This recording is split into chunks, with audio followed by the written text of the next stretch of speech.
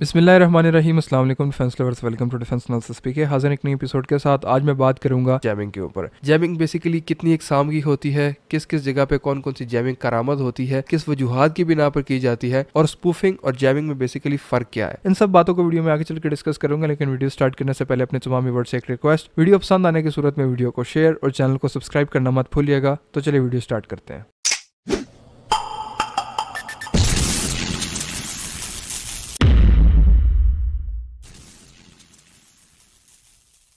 तीन फिनोमिनाज होते हैं जैमिंग के। एक इलेक्ट्रॉनिक वॉरफेयर के जरिए से जैमिंग होती है, वो एक अलग चीज होती है, उसको हार्डवेयर जैमिंग भी कहते हैं। सेकंड नंबर के ऊपर आती है एक्चुअल जैमिंग। वो किसी भी चीज की जैमिंग होती है, लेकिन वो आप कह सकते हैं कि ट्रांसमीटर और रिसीवर के मॉड्यूल्स के दरमियान का जो खला होता है ना, उसके अंदर की जाती है। मैं बारी बारी सबको एलेबोरेट भी करूंगा, लेकिन थोड़ा सा ओवरव्यू पहले देना चाहता हूँ। थर्ड नंबर के ऊपर आती है स्पूफिंग। स्पूफिंग भी अपने अंदर एक अलग टेक्निक है। तो सबसे पहले स्टार्ट करते हैं हार्डवेयर जैमिंग के ऊपर। ये जैमिंग के अंदर सबसे ज्यादा पावरफुल जैमिंग समझी जाती है। हार्डवेयर जैमिंग में होता क्या है, बेसिकली आपके पास इस किस्म का इक्विपमेंट होते हैं। आपने अक्सर सुना होगा आजकल के जहाजों की नीड है ऐसा रडार, ऐसा रडार, ऐसा रडार। रीजन क्या है? ऐसा रडार ना सिर्फ सर्च एंड ट्रैक कर सकता है, बल्कि उसके अंदर एक लाइट इलेक्ट्रॉनिक वॉरफेयर की कैपेबिलिटी भी हो जाती है। इलेक्ट्रॉनिक वॉरफेयर के अटैक की कैपेबिलिटी भी मौजूद होती है। किस तरीके से? एक जहाज है, उसके पास ऐसा रडार है, उसके पास इस तरीके की रेज जो है वो अमिट करता है ऐसा रडार के। जो नॉन ऐसा रडार वाला जहाज है, जिसके अंदर पैसिव इलेक्ट्रॉनिकल स्कैनर रडार, या आप कह सकते हैं दूसरे पल्स डॉप्लर रडार या मैकेनिकल स्टीयर रडार होते हैं, वो उसकी फ्रीक्वेंसीज को पकड़ ही नहीं सकते। वो आप कह सकते हैं उनके सामने ब्लाइंड हो जाते हैं। और ये रेज होती है ना, ये इस तरीके से उसके ऊपर असरअंदाज होती है कि उसका जो हार्डवेयर होता है, उसकी मूवमेंट जो होती है उसको वो जैम कर देती है। उसकी जो इक्विपमेंट्स होती है उनको इतना कुक कर देती है, आप कह सकते हैं कि उतनी हीट उनसे एमिट होती है कि वो फ्राई होकर रह जाते हैं और वो अपना काम करना छोड़ देते हैं। ये बेसिकली हार्डवेयर अटैक होता है, और ये भी एक किस्म की जैमिंग है। आपका जो हार्डवेयर है वो काम करना छोड़ देता है। ये सबसे ज्यादा हाई लेवल जैमिंग है, और ये जैमिंग जो है ज्यादातर मिलिटरीली यूज की जाती है। किस तरीके से? क्योंकि आपको पता है कि आपने ब्लाइंड करना है, एनिमी को ब्लाइंड करना है, तो उसके बाद आपका तो उस रडार से किसी किस्म का काम आप ले नहीं सकते। तो डेफिनेटली जितनी हाई एंड पॉसिबल होती है ये जैमिंग की जाती है। और ये जैमिंग जो है, इसके लिए बहुत ज्यादा सफिशिएंट अमाउंट में एनर्जी भी चाहिए होती है। आपने अक्सर सुना होगा जो स्टैंड ऑफ जैमर है या पूरे डेडिकेटेड जहाज है जैमिंग के लिए, वो बेसिकली यही हार्डवेयर वाली जैमिंग करते हैं। और उनका मकसद क्या होता है कि सामने आने वाला एयरक्राफ्ट या एनिमी का जिस भी किस्म का सिस्टम है, अव्वल तो उसके रेडियस के अंदर आने वाले किसी भी सिस्टम को वो ट्रैप करके रखते हैं, उसकी फ्रीक्वेंसीज को ही कैच कर लेते हैं। सेकंड नंबर के ऊपर इस तरीके की रेज एमिट करते हैं कि वो जो हार्डवेयर होता है उसको डिस्ट्रॉय करके रख देते हैं। ये वाली जो जैमिंग है, ये सबसे ज्यादा पावरफुल जैमिंग समझी जाती है तमाम जैमिंग्स में। अब आती है सेकंड लेवल की जैमिंग। सेकंड लेवल की जैमिंग जो है, इसको लाइट जैमिंग भी बोलते हैं, एक्चुअल जैमिंग भी बोलते हैं। जिस तरीके से आप इसको प्रोनाउंस करना चाहें आप इसको कर सकते हैं।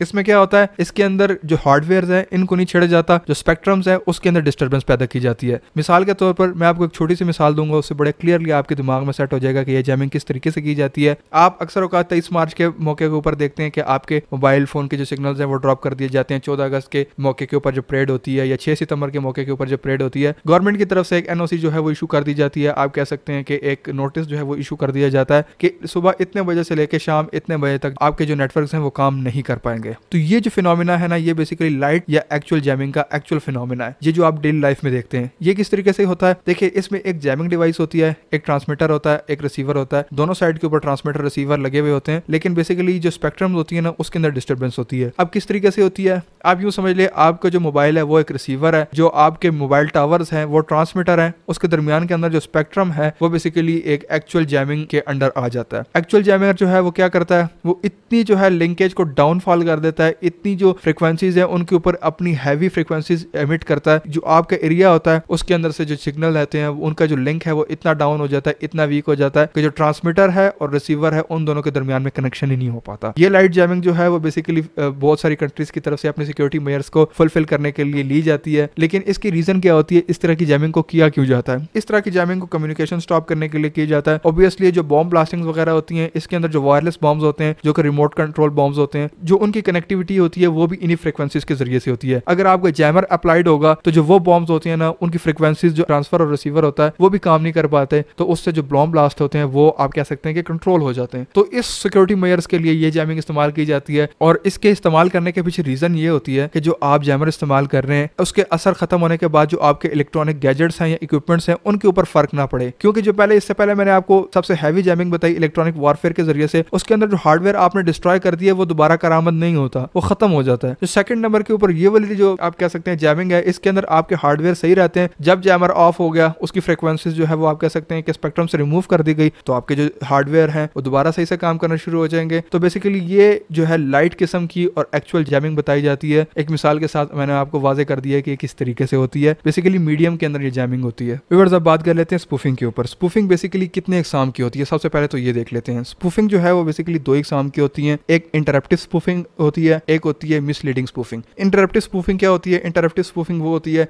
कि जिसके अंदर आपके मैसेजेस की इंक्रिप्शन नहीं हो जाती, आपकी जो मैसेज है उनकी इंक्रिप्शन को छेड़ा जाता है। सेकंड नंबर के ऊपर आती है मिसलीडिंग स्पूफिंग। मिसलीडिंग स्पूफिंग में क्या होता है कि आप जो है वो अपनी लोकेशन गलत तरीके से बता रहे होते हैं, या आप जो है उसके अंदर डिफरेंट किस्म के डिकॉयज जनरेट करते हैं जो कि एक्चुअल लोकेशन को आपकी हाइड कर देता है, और अलग अलग तरीके से जो है वो आप किसी भी मीडियम के ऊपर या किसी भी इंटरफेस के ऊपर आप शो हो रहे होते हैं। तो ये जो है दो किस्म की स्पूफिंग होती है। अब मैं आपको बताता हूँ कि स्पूफिंग की किस तरीके से जाती है। स्पूफिंग की जो टेक्निक है ना वो बड़ी डिफरेंट किस्म की है। किस तरीके से देखें, काम दोनों यही करते हैं। जैमिंग जो है वो भी इंटरप्शन करती है और स्पूफिंग जो है ये भी इंटरप्शन करती है। लेकिन जैमिंग के अंदर क्या होता है, आपका कनेक्शन बिल्कुल ही टूट के रह जाता है। जो ट्रांसमीटर होता है, रिसीवर होता है, उनकी आपस में कनेक्टिविटी हो ही नहीं पाती। या दूसरे केस का जो सिनेरियो है उसके अंदर क्या होता है, आप हार्डवेयर को ही तबाह कर देते हैं जैमिंग के जरिए से। अब स्पूफिंग के अंदर ना हार्डवेयर तबाह होता है, ना कनेक्टिविटी जो है वो डिसेबल होती है। होता क्या है, बेसिकली डिस्टर्ब हो जाती है, इंक्रिप्शन नहीं रहती कनेक्टिविटी के अंदर। देखिए, मैं आपको एक बात समझाता हूँ, मैं आपको एक मिसाल देता हूँ, उससे आपको बड़े बेहतर तरीके से समझ आएगा। एक फाइटर जेट है,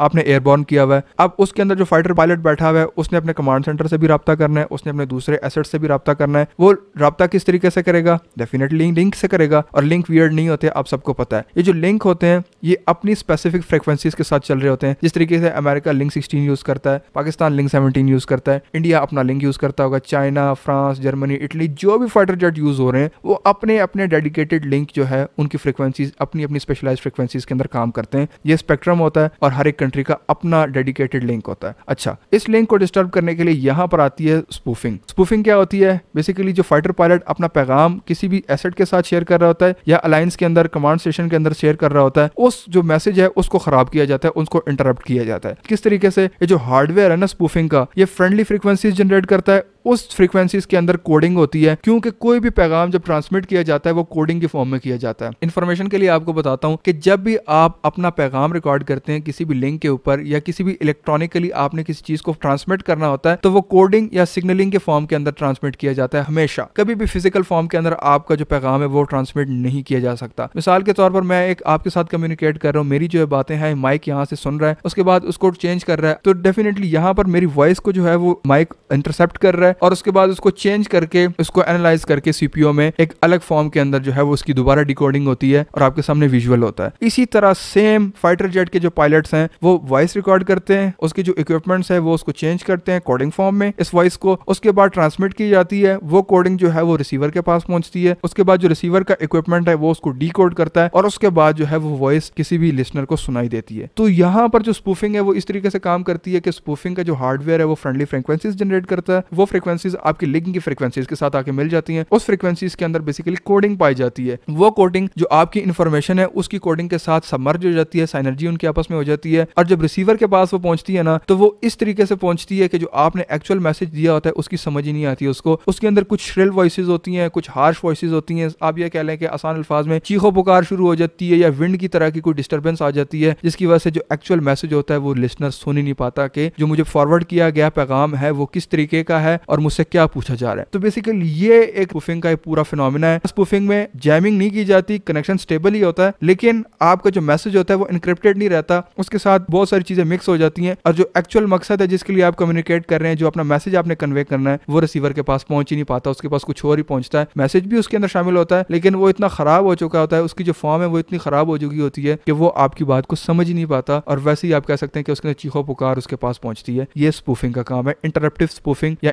एनक्रिप्टेड स्पूफिंग जो है वो ये इस किस्म की होती है। और अब बात कर लेते हैं मिसलीडिंग स्पूफिंग के ऊपर, या समटाइम्स आप उसको रडार स्पूफिंग भी कहते हैं, क्योंकि ये टेक्निक जो है ज्यादातर रडार्स के लिए अप्लाई होती है और उनके ऊपर भी इंप्लीमेंट होती है। तो जैसे भी आप इसको प्रोनाउंस करें, रडार स्पूफिंग या मिसलीडिंग स्पूफिंग, दोनों हालतों में ठीक है। वेल, अब आपको बताता हूँ कि किस तरीके से ये टेक्निक इस्तेमाल की जाती है, लेकिन इसको समझने से पहले आपको ये देखना होगा कि रडार किस तरीके से काम करता है। रडार के अंदर क्या होता है, एक ट्रांसमीटर होता है, एक रिसीवर होता है, थ्रू आउट दोनों एट अ टाइम काम कर रहे होते हैं। ट्रांसमीटर जो है वो बेसिकली फ्रिक्वेंसीज जनरेट करता है और उनको थ्रो करता है। डिफरेंट किस्म की फ्रिक्वेंसीज होती हैं, एक्स बैंड, एस बैंड, जो भी होती हैं, डिफरेंट डिफरेंट सो ऑन, जितनी भी फ्रिक्वेंसीज एग्जिस्ट करती हैं, सारी डिफरेंट किस्म के रडार थ्रो आउट कर रहे होते हैं। अब रडार जो फ्रिक्वेंसीज थ्रो आउट करता है, रिसीवर उसके लिए वेट कर रहा होता है कि कब जो है वो रडार की छोड़ी हुई वेव जो है वो मेरे पास वापस आएगी। वो उसी सूरत के अंदर वापस आती है जब आपकी एयर स्पेस के अंदर कोई हेलीकॉप्टर आ गया, कोई जहाज आ गया, कोई ट्रांसपोर्ट एयरक्राफ्ट आ गया या कोई ड्रोन आ गया और उसको आपके रडार ने डिटेक्ट कर लिया। इधर आती है रडार स्पूफिंग काम। फर्ज करें आपकी टेरिटरी के अंदर कोई ऐसा एनिमी घुस गया जो कि इस टेक्निक के साथ आता है। ये जो रडार स्पूफिंग है ये इलेक्ट्रॉनिक वॉरफेयर के एयरक्राफ्ट के जरिए से की जाती है, उसके अलावा जो है ये नहीं हो सकती। एवैक्स वगैरह भी करते हैं समटाइम्स, लेकिन वो बड़े छोटे लेवल के ऊपर करते हैं। ओवरऑल जो है इलेक्ट्रॉनिक वॉरफेयर के जहाज हैं वो ये काम करते हैं। रडार स्पूफिंग में क्या होता है, एक आपके पास डिकॉयज क्रिएट करना शुरू हो जाता है आपका सिस्टम। किस तरीके से, जो आगे से एनिमी आ रहा होता है, अगर उसका इलेक्ट्रॉनिक अटैक सुपीरियर है तो वो इस तरीके से काम करना शुरू करेगा कि वो अपने सिग्नल्स जनरेट कर देगा थ्रू आउट द एरिया। आपका रडार जो है वो जब अपनी वेव्स फेंकेगा तो जब वापस उसके ट्रांसमीटर के ऊपर वेव्स आएंगी तो इलेक्ट्रॉनिक वॉरफेयर के जो एयरक्राफ्ट्स हैं वो अपनी वेव्स भी साथ डालना शुरू कर देंगे। ये बेसिकली स्पूफिंग हो गई। अब आपकी जो रडार स्क्रीन है, अगर फर्ज करें फाइटर जेट जो है वो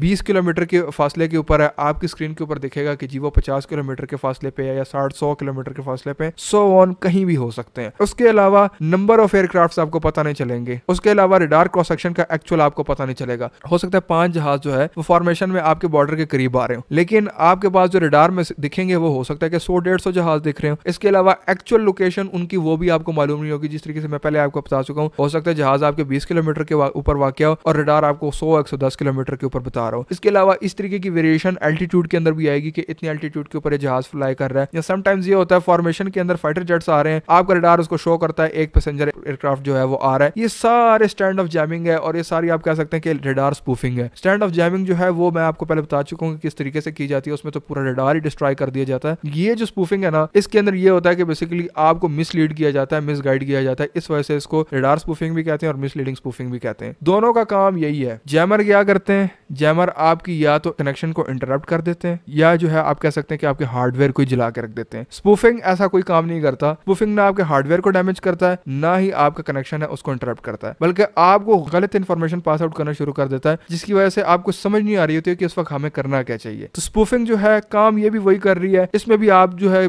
कनेक्टिविटी में पुअर हो जाते हैं, आपको इन्फॉर्मेशन ही सही नहीं मिल रही होती, तो आप उसके काउंटर मेजर्स किस तरीके से लेंगे। तो व्यूअर्स, ये थी आज की वीडियो, आज की इन्फॉर्मेशन। होपफुली आपको पसंद आई होगी। वीडियो पसंद आने की सूरत में वीडियो को शेयर, चैनल को सब्सक्राइब और कमेंट सेक्शन में अपनी राय का इजहार करना मत भूलिएगा। वीडियो आखिर तक देखने का बहुत बहुत शुक्रिया। मैं आपसे मिलता हूँ नेक्स्ट वीडियो में, तब तक के लिए अल्लाह हाफिज। पाकिस्तान जिंदाबाद।